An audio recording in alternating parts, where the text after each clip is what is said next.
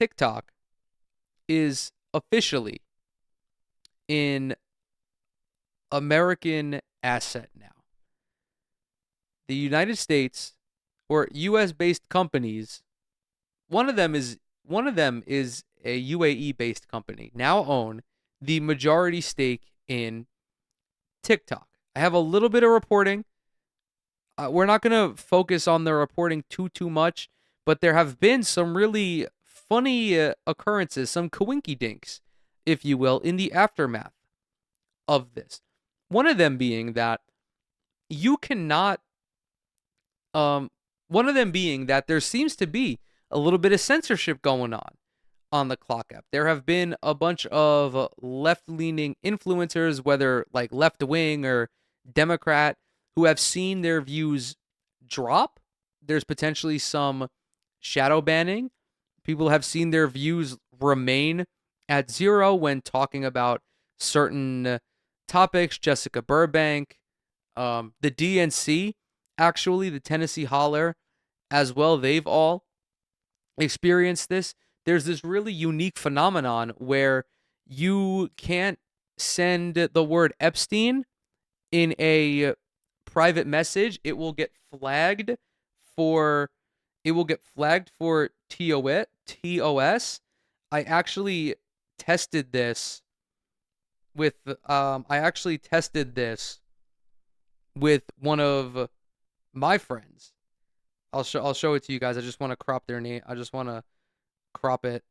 I don't want to dox my friend.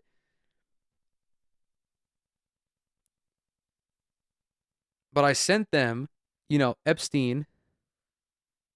You can't see it. Fuck me. Can we see it? No? Okay, that was a fail. You can look it up online.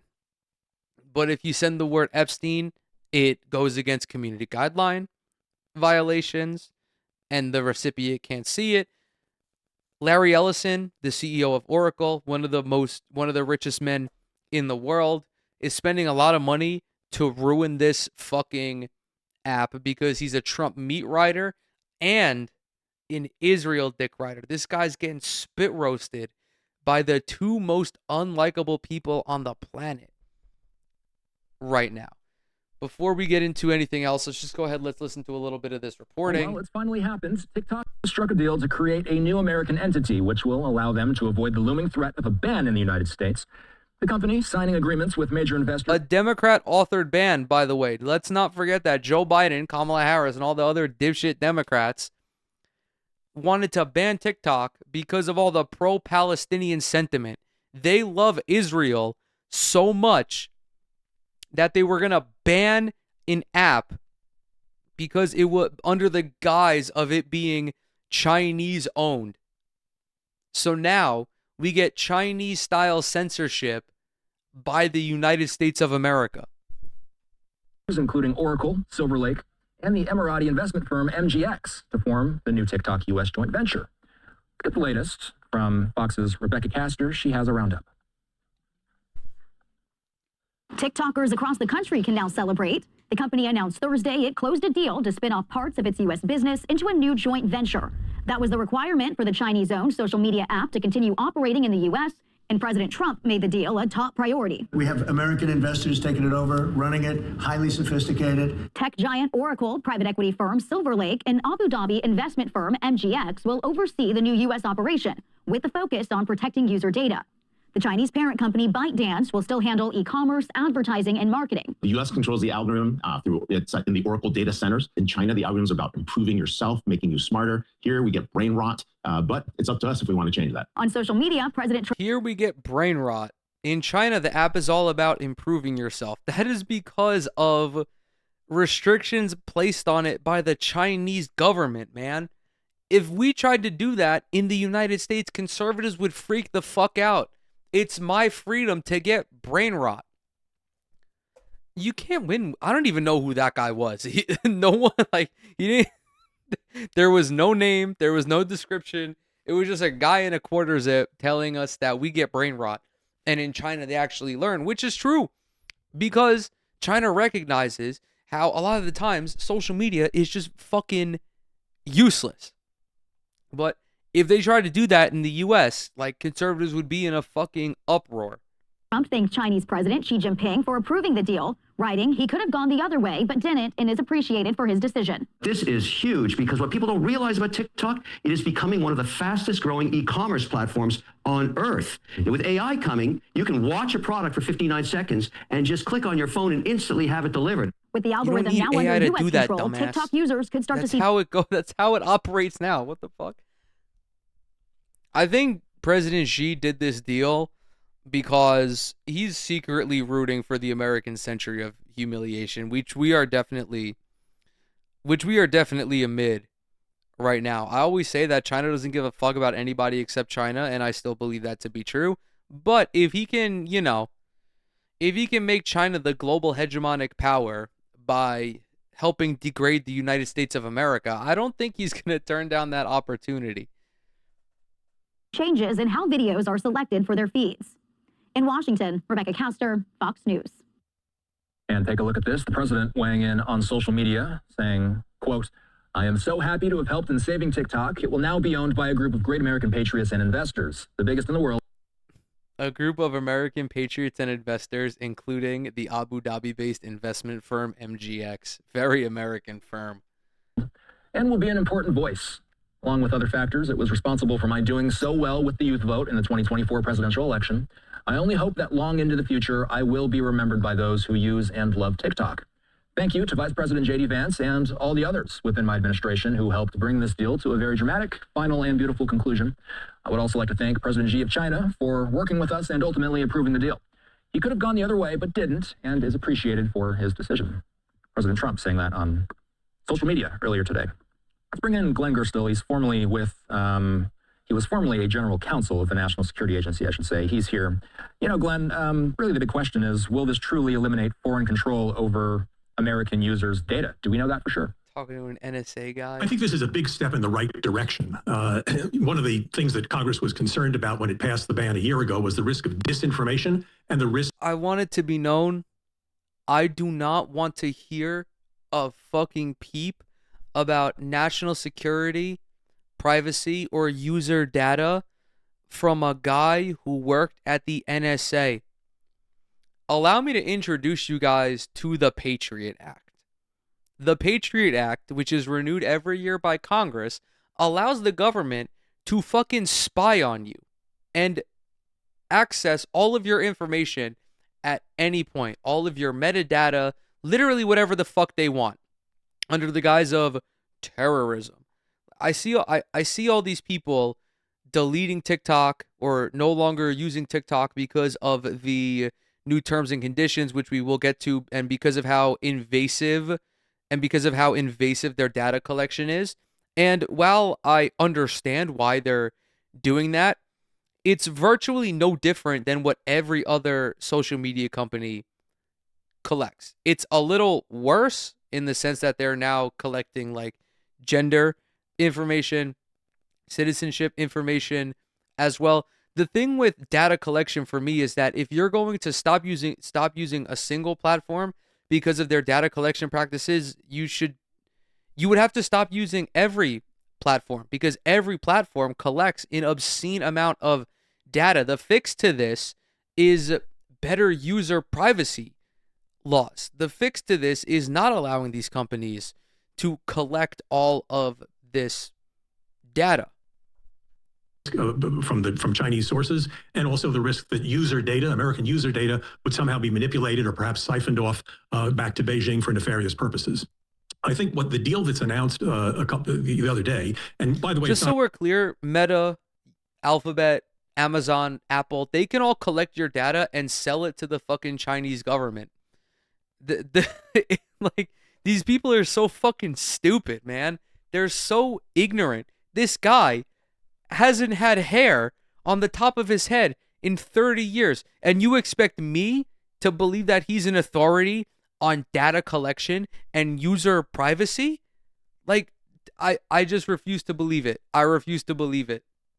100% clear that it's absolutely complete, but let's assume for the moment that it is, I think goes a big step in the right direction of making sure that the data is going to be kept in U.S. hands. The information is going to be stored on Oracle's cloud computers in Texas. It's going to be overseen by a 7-member board of directors that's majority controlled. And so I think we'll probably have a pretty good feeling that the data was already overseen by U.S. companies. This is not new. Oracle already oversaw the data. And I believe Walmart oversaw some of the data as well, and Microsoft. There were U.S. companies involved in this. The reason why the U.S. wants TikTok is so that way they can control the flow of information.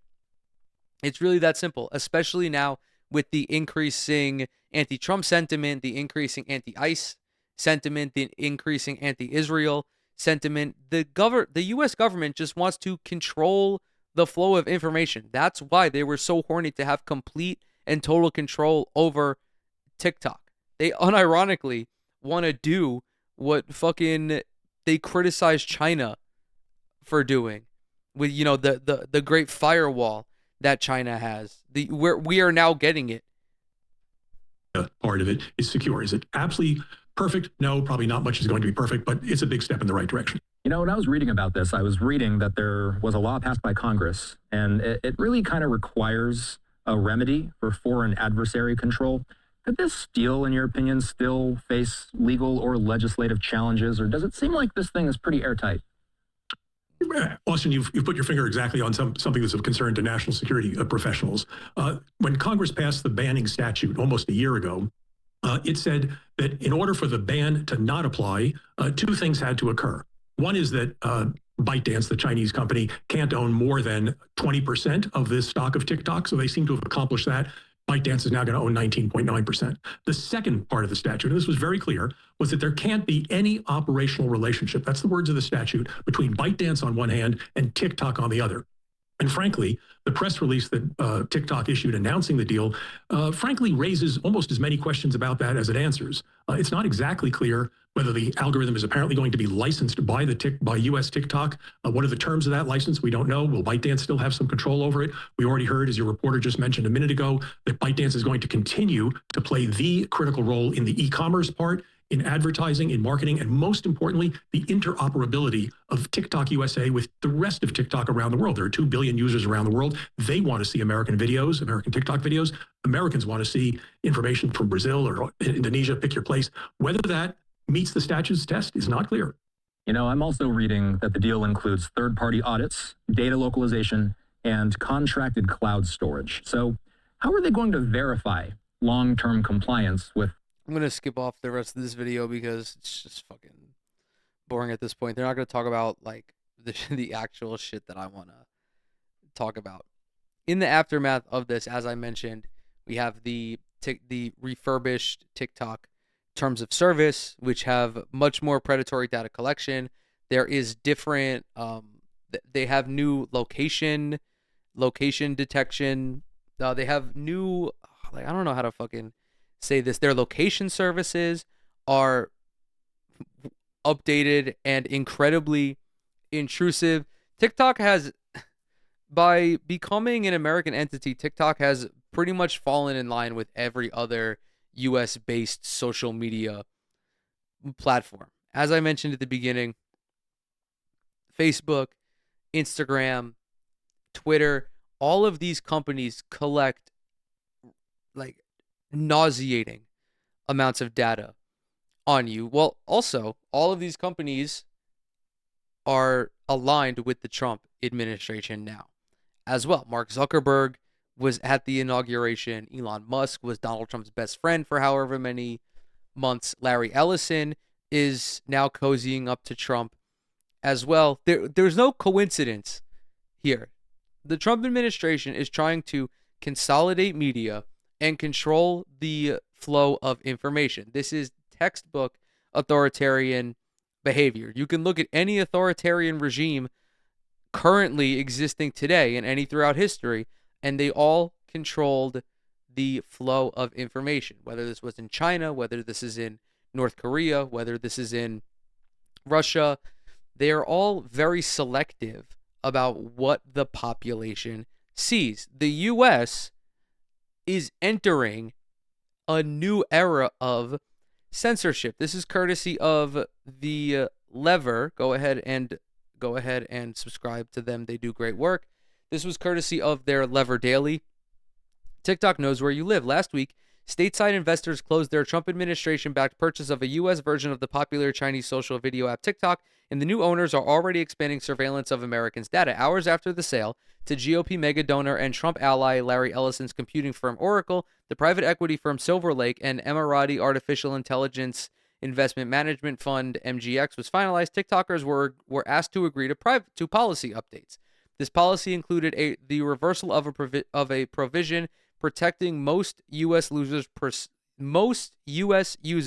precise location data from being collected, as well as new language permitting data collection from users' AI interactions. Several big TikTokers have since announced they're leaving the platform, citing alleged censorship of news topics, including the U.S. invasion of Venezuela. This censorship is really what I want to focus on. Not that user privacy is not a tremendous issue, but that's a more widespread issue with tech companies. Censorship, not so much, although tech companies do engage in boosting or shadow banning from time to time. Even TikTok was guilty of this before its sale to the United States. TikTok was always, their moderation was always very strange. It was very strict. They didn't allow much cursing. You couldn't say words, like kill or pedophile. That's where unalived came from and where PDF file came from. But with this recent purchase, maybe it's just because of, my recency bias, but I haven't seen the censorship issues affect anyone that wasn't a liberal Democrat or left-wing content creator. It didn't matter under the previous terms of service. It didn't matter what you were talking about. Like if you violated the TOS, your video would get taken down. You would get a community guideline strike. You would be able to appeal that. I myself have encountered that numerous times for talking about seemingly provocative things or using, vulgar language. But the explicit or the perceived explicit targeting of opposing viewpoints is frightening. Of course, TikTok had their own. They had their response to all of these conspiracy theories. They said that there was a power outage at a data center, and that's why either TikTok was down or not functioning properly. But conveniently, they didn't post that statement right away. It was only after the conspiracy theories started flowing from people like Brian Krasenstein. TikTok has been completely throttling most political posts since 24 hours ago, right after the deal closed where Trump allies took over the U.S. portion of the platform. Any post I make about Alex Preddy receives between 0 and 1,000 views. I have over 125,000 followers, and my typical video will get between 20,000 and 5 million views. I can confirm that larger creators, especially Democratic-leaning, have had the same issue. This includes Dean Withers and Harry Sisson.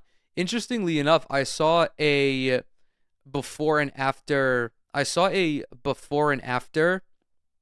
with CNN, and that they also experienced a tremendous drop in views, which is very strange. I will say one thing: the 0 view bug has existed for as long as I've been on TikTok. Sometimes the app will just not display views. Like the app will not display views. However, even though it's not showing views, it still displayed likes and comments that were, high. If it was a viral video, even if the views were at 0, the likes and comments would reflect that. I don't know specifically the engagement on these videos, but I would not be surprised if they were tweaking the algorithm to suppress opposing voices. I also think that the data center outage is probably partial truth, but also partially a lie. I do believe that the people at Oracle were fucking stupid enough to fuck up this transition and to just break the algorithm because of how incompetent they are. But I do believe that they are working to actively suppress anti-Trump rhetoric. We saw this with Twitter. There was a study done which showed that in the aftermath of Elon Musk purchasing Twitter, there was a considerable increase in views for right-leaning creators. They were garnering significantly more impressions compared to their Democratic counterparts, people like AOC and Bernie Sanders. The engagement rates for these accounts all remained the same, but the purpose of the algorithm is to put a specific viewpoint in front of the viewer. You're only going to amplify certain voices if you believe in them. So the question, I guess, is TikTok cooked as well? And I'm going to say yes. And I'm partially, if this censorship story proves to be true, but also because TikTok's entire appeal was the algorithm. And the algorithm is proprietary information. No other social media platform has concocted an algorithm that is as that hits like TikTok. It is quite actually the opioid of social media algorithms. It knows exactly what you want to see, and it will feed you that. It will feed you that at every time you swipe. It will be a video that you want to see. I don't get that. I don't use Instagram Reels, so I don't know. I doubt it. But even my regular Instagram feed doesn't do that. Instagram is fucking unusable now. It's giving me suggested posts on my home feed, which I don't want to see. Put that back on the explore page. I want to see what my friends and family are posting. Twitter, I only go on to do this show. I know everything I see on Twitter is going to be a fucking cesspool. Even the YouTube algorithm doesn't hit like TikTok. And I spend more time on YouTube than any other social media platform. Now, it's in the hands of a bunch of billionaires who are sucking Trump's dick and who I think will intentionally destroy this platform to silence dissenting voices.